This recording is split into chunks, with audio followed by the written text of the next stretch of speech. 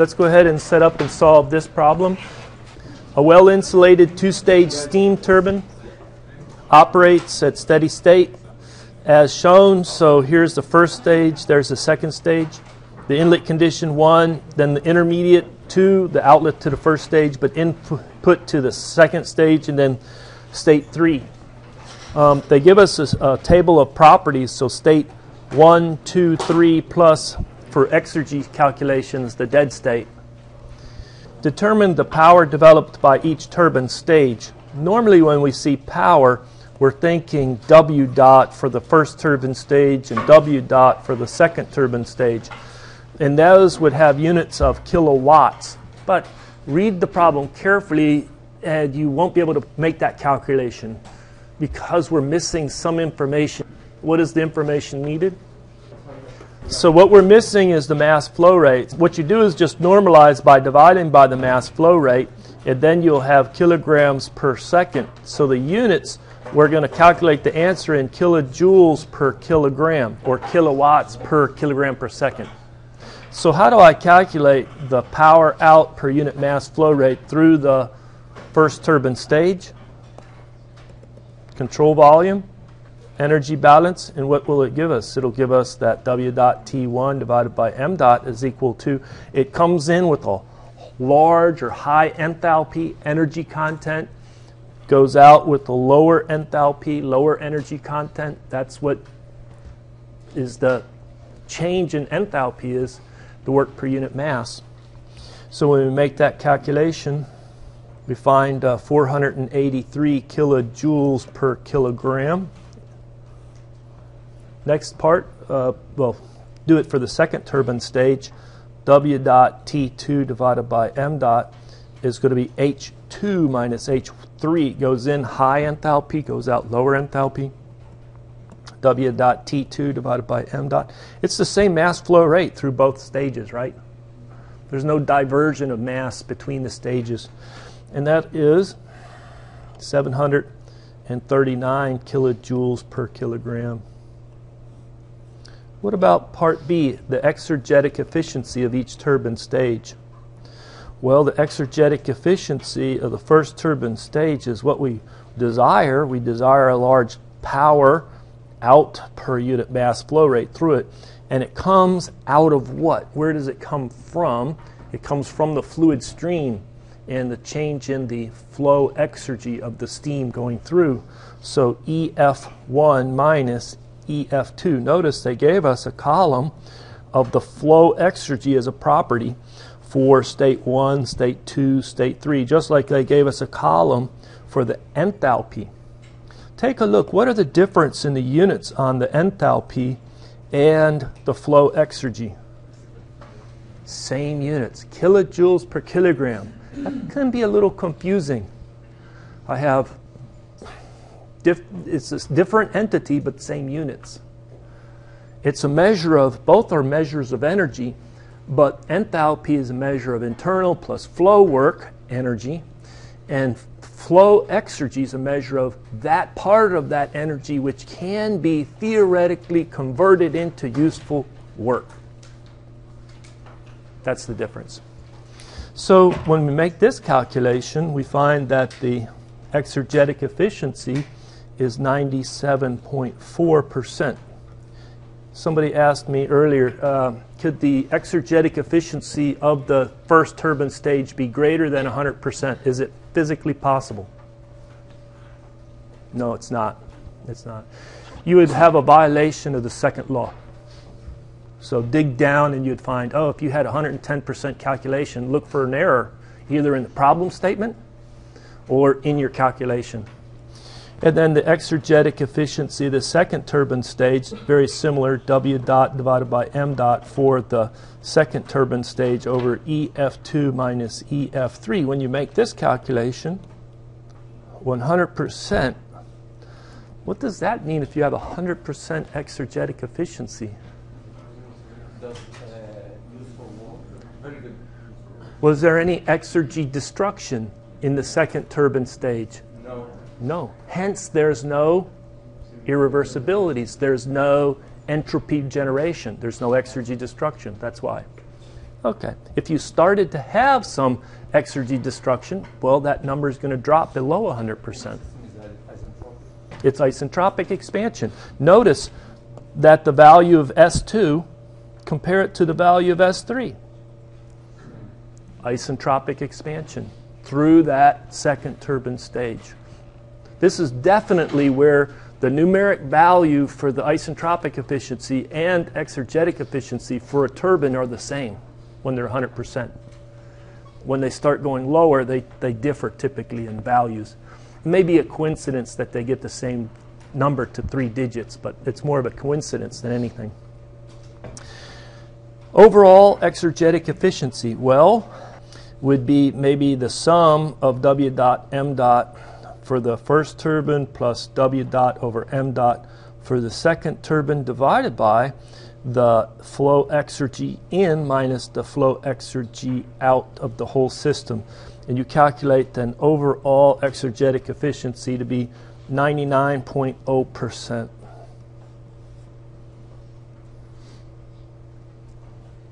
That problem makes sense? Yes. Ready for the next one? Yes.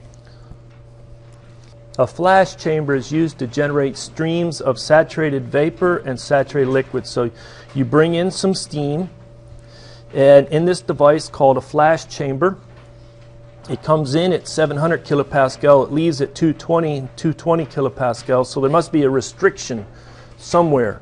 Maybe think about a little restriction where there's a pressure drop. And then inside the flash chamber, you collect up the liquid, typically using gravity to help collect it on the bottom, and drain off the liquid and the vapor on the top. And because you inside the flash chamber you have a two-phase mixture in equilibrium, it's saturated liquid off the bottom and saturated vapor off the top. It's well insulated, so there's no heat transfer with the surroundings. And you're given some data, so state 1, state 2, and state 3. Notice no state 0 for dead state and no flow exergy column. All right. You could calculate those and put them in if you wanted, but there you go. Let's do this. For the data given, determine the saturated liquid mass flow rate. What are we asked to solve for? M dot for the liquid. That's out of state 3, isn't it? M dot through the 3. In typical units, kilogram per second? Yes. Sure. How do I do that? Well, I take a control volume. It's an open system, 1 in, 2 outs. And I can do a mass balance. I can do an energy balance. I can do an entropy balance. I can do an exergy balance. Let's do a mass balance first of all. So for the mass balance, I know it's steady state, 1 in, 2 outs. So the 1 in, m dot 1, what comes in there, has to equal the sum of the 2 outs. Is that a good equation for the mass balance? M dot 1 is equal to m dot 2 plus m dot 3? Yeah, I didn't write 3 very clearly, did I? Looked like a 2. Looked like a 2 to me. All right. Now, what about another equation? Energy balance. Okay, I have the flow energy coming in with that enthalpy m dot, right? So H1 m dot 1 is what comes in. It goes out H2 m dot 2 plus H3 m dot 3. There's no work transfer. I look for it. There is no work transfer. There's no heat transfer. That's stated in the problem statement. It's steady state. There's no information about changes of potential or kinetic energy of these flow streams, so I neglect it. And there you go. Now I check my equations and I say, I'm given m dot 1, I'm given h1, h2, and h3. The only unknown I have in this equation is m dot 2 and m dot 3. 2 equations, 2 unknowns.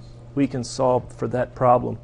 And when you solve for that problem, you'll get an equation like this.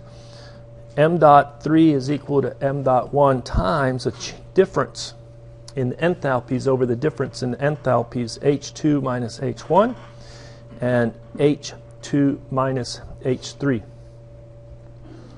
You'll see this pattern often. Do the math carefully the first time through, and then you'll naturally get faster at solving two equations, two unknowns, and you're splitting a fluid stream, and enthalpies will be there.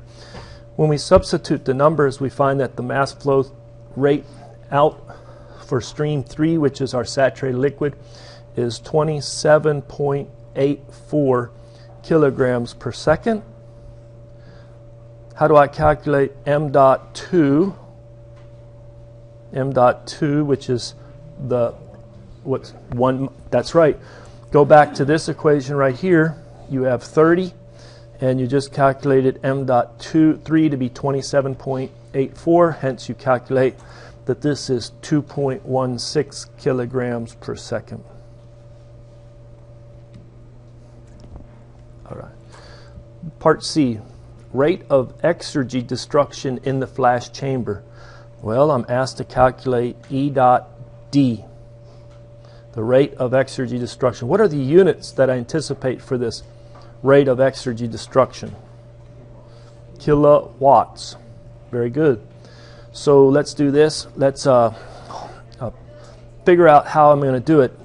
Whenever you are calculating, you can do an entropy balance and then use the relationship that E dot D is equal to the dead state temperature times the rate of entropy production. Or you could do an exergy balance. Either one. Well, let's do it with sigma dot. So you do an entropy balance, and you find that the rate of entropy production is equal to the mass flow rate going out at 2, carrying with it its entropy at 2, plus the mass flow rate going out at 3, carrying entropy 3. That's a net flow out with the fluid streams. And it came in m dot 1 S1, and think about it. If there's any production, it has to be carried out with the other two fluid streams. So the flow, the net flow out with the two fluid streams is going to be greater than the flow in. And that's how you read this equation. So we substitute numbers, and we find that the rate of entropy production is 0.5606 kilowatts per Kelvin. That units look good for sigma dot? Yeah. I see a lot of heads nodding. You're following me. Thumbs up. I really appreciate that. Plus also, guess what? I think you're getting more out of the lecture if you're like, yeah, that's right. Yeah. Okay. I've been in lectures and other places where they started with the word A, and I didn't know anything from then on out, right? It's airplanes the whole time. We don't want that. It's not fruitful for you to be lost in a lecture, so I'm glad that you're following along.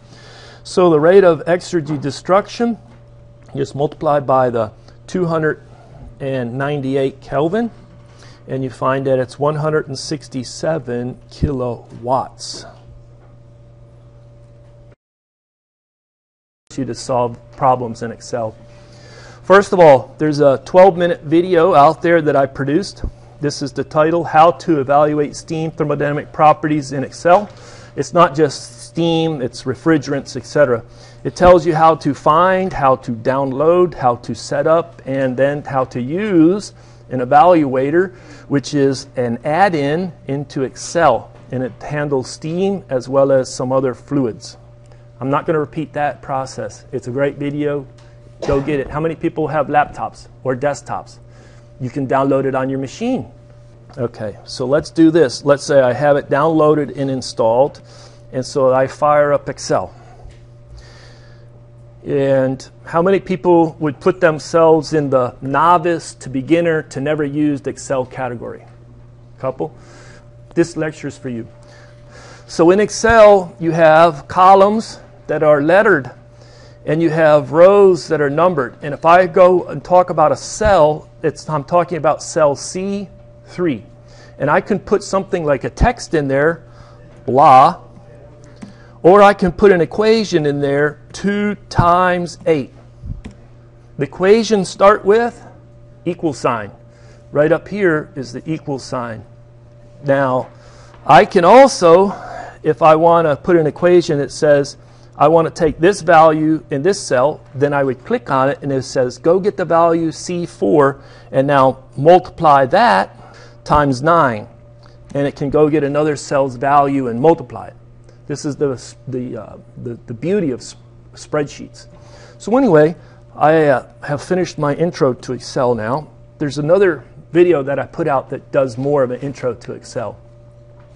But I want to solve the problem that we just solved, which is the flash chamber problem. So maybe up here I remind myself, flash chamber problem. Okay, so I like to put that there.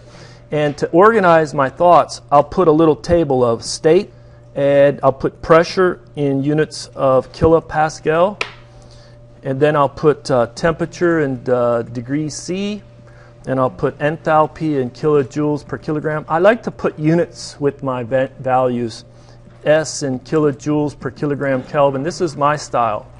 And I come over and I have state 1, state 2, and state 3. Now, I look at my problem statement. What do I know about state 1? The pressure, 700 kilopascal, and the temperature, 160 degrees C. This is the beauty. I want Excel to help me get that property enthalpy. So I say equal sign, starting a formula, go and get enthalpy, underscore as a function of pressure temperature, underscore for H2O for oxygen, which is the letter O, not the number 0. I always mess that up.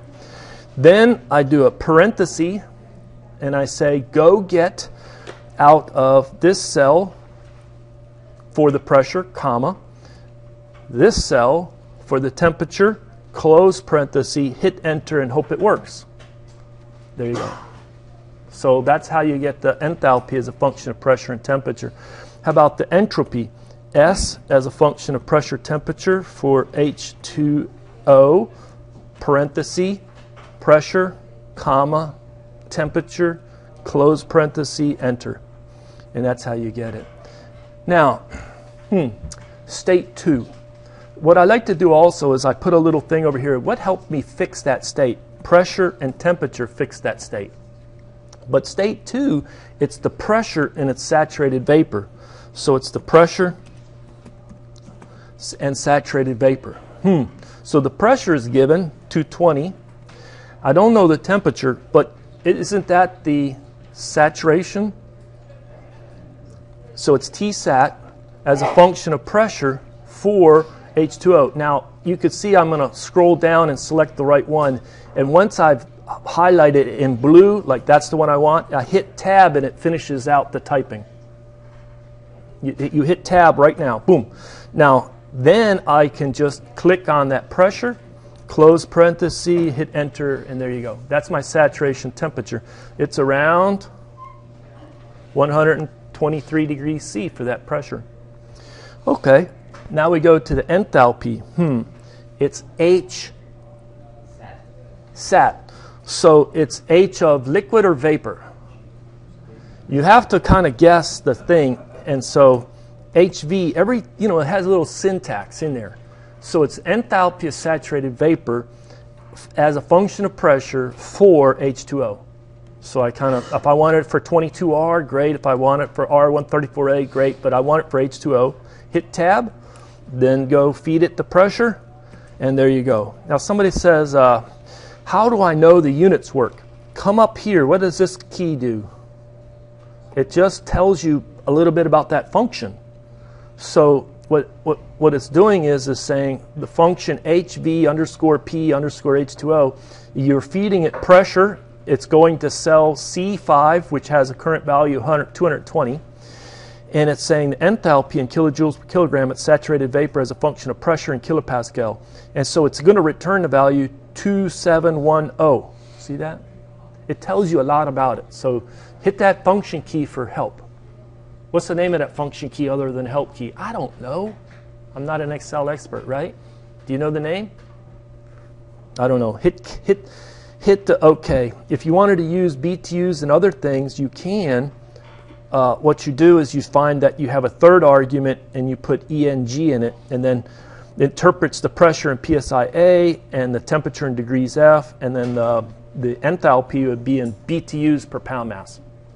But this is how you learn more about those functions. Let's get S of saturated vapor, S of V, as a function of P for that. Close parenthesis, there you go.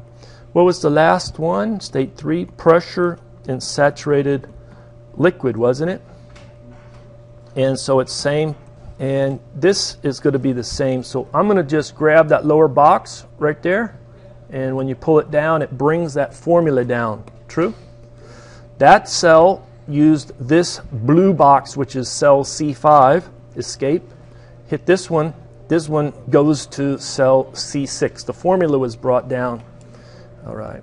So this is equal to H of V or L? L. L. There you go. So that, boom, boom. And then SL, hit return.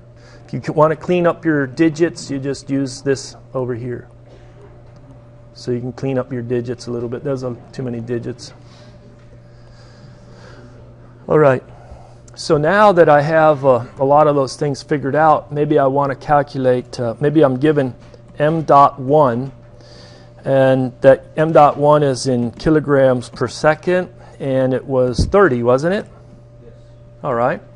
And then m.2 in kilograms per second. But didn't we calculate m.3 first in kilograms per second? So what was the formula for m.3? It was go get m.1 multiplied by the ratio of h2, this one right there, minus h1 divided by h2 minus h3 close paren. Does it look right? There's our kilograms per second. Move it over a little bit. And then for m.2, take m.3, subtract off m.1 minus m.3, and there you go. Look good? All right. Let's do this. What was S gen in units of kilowatts per Kelvin? Start with mass flow rate 2 times S2 plus mass flow rate 3 times S3, subtract mass flow rate 1 times S1. And there's our entropy generation. Looks a little different because I did it by hand before, and now I'm doing it with the computer that's keeping more digits. And then the EXDEST in kilowatts is equal to the dead state temperature, 298, times the rate of entropy production. If you need a little more room, you just grab over here and make it wider. And there you go. You can double click it even right up here, double click, and then it adjusts. Very nice. If I want to insert a new row, then you just right click, insert, and it pushes it down. Maybe I want to put in the dead state. The dead state was 100 kilopascal and what, 25 C? And if I just grab these two cells in that box and I scroll it up, it percolates up. So now I have H0 and S0. And if I wanted to add a column for the flow exergy in units of kilojoules per kilogram, it's pretty easy to do that. You have, what was our equation? H minus H0. So that's equal to H1 minus H0 minus 298. I'm just going to type in the dead state temperature in Kelvin times S minus S0, close parenthesis, but I forgot to start the parenthesis. So I'll come up here in this equation editor line, and I'll put in my parentheses. So that's the flow exergy. If I want to drag this formula down, I'll do that, but what I'm going to do is I'm going to drag down, and I need to leave those two cells right there. So I'll escape on this cell. I'll come up to this cell, and for line 4, which is the dead state, I want to put a $sign right in front of the 4 on the E4. How many people use $sign and know what that means in Excel? It fixes it, right? Yes. leaves it there alone. So I want that for both H naught as well as right now I'm doing it for S naught. So now when I drag this formula down, I'll get the right answer because that cell goes and gets H naught and S naught on line 4. Okay? And likewise, this value down here does the same. So can you calculate the rate of exergy destruction now knowing EF1, EF2, and EF3? Sure, let's do it that way. The exergy destruction in kilowatts, would that be equal to, you come in with the mass flow rate 1, multiply by the flow 1 coming in. Whoops. I got to do this times this, true, minus the mass flow rate out at 2 times the flow exergy at 2, subtract the mass flow rate out at 3 times the flow exergy at 3, and hopefully that works. Yes. It works. Good to 4 digits. Maybe we want to compare. Is it good to 5? It is. Is it good to 6? I have no idea. But that's too many digits. That's too many digits. Did that help? Any question for me? All right. Thank you very much.